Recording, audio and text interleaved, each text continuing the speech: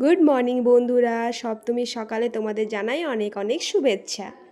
কে কে তোমরা ভোরে ভোরে উঠে গেছো আমাকে জানাও তো কমেন্ট করে। আমিও কিন্তু উঠে গেছি। উঠে তাড়াতাড়ি রেডি হয়ে আমরা এখন যাচ্ছি নদীতে। কেন বলো তো? কারণ আমরা কলাবো আনতে যাচ্ছি। কলাবোকে সাজিয়ে পুজো করে নদী থেকে নিয়ে আসবো।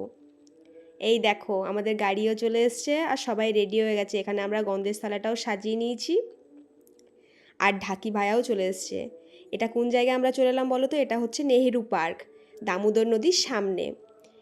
এই পার্কের সামনে অনেক সুন্দর সুন্দর গাছ আর খেলনাও আছে ছোটদের। আমি অনেকবারই গেছি, কোনোদিন তোমাদের সাথেও শেয়ার করব। নদীতে এসে দেখি সবাই নিজের নিজের ঠাকুর নিতে চলে এসেছে। কত ভিড় হয়েছে দেখো, কি সুন্দর লাগছে।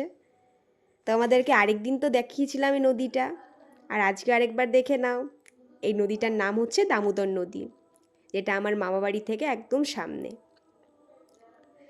সবাই চলে এসেছে, এখানে নিচে নেমে গেছি। ওই দিকটাতে জায়গা পাইনি বলে এই ফাঁকা দিকটাতে আমরা নেমেছিলাম, যাতে পুরো পুজোটা তাড়াতাড়ি করে হয়ে যায়। কারণ একটু দেরি হয়ে গেছিলো তো আসতে। সবাই দেরিটা হয়েছিল কিন্তু আমাদের মহিলা মণ্ডলীর জন্যই। আমাদের সাজগোজ করতেই দেরি হয়েছিল, বাকি সবাদের হয়েই গেছিলো। এই দেখো আমাদের কলাবয়ের পুজো হয়ে গেল, কলাবকে শাড়িও পরিয়ে নিচ্ছি। কি সুন্দর লাগছে না দেখতে? শাড়িটাও খুব সুন্দর হয়েছে। তোমরা কে কে আজকে কলাবো আনতে গেছিলে আমাকে কমেন্ট করে জানাও কিন্তু। আজকে ভোর 4টের সময় উঠেছি, উঠে তাড়াতাড়ি করে রেডি হলাম, স্নান করলাম।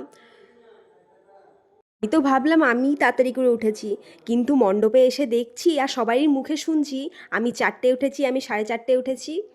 ওইরকম করে হাসি মজা করতে করতে আমাদের না সব পুজো কমপ্লিট হয়ে গেল। দেখো সবাই নদীতে জলটা ভরে নিয়েছে, আর এদিকে কলাবকে শাড়ি পরানোও পুরো কমপ্লিট। দেখো কত সুন্দর লাগছে। কলাবকে শাড়ি পরানো হয়েই গেছে। এরপর কলাবকে আমরা পালকিতে বসিয়ে রওনা দেব আমাদের নিজের ডেস্টিনেশনে। মানে কোথায় বলো তো? আমাদের মণ্ডপে। তোমাদের হয়তো দেখে মনে হচ্ছে আমরা একাই এসেছি পুজো করতে, কিন্তু না, আমরা একটু ফাঁকা দিকে করেই নেমেছি। ওই দিকটা খুব ভিড় ছিল বলে, যাতে তাড়াতাড়ি করে পুজোটা হয়ে যায়।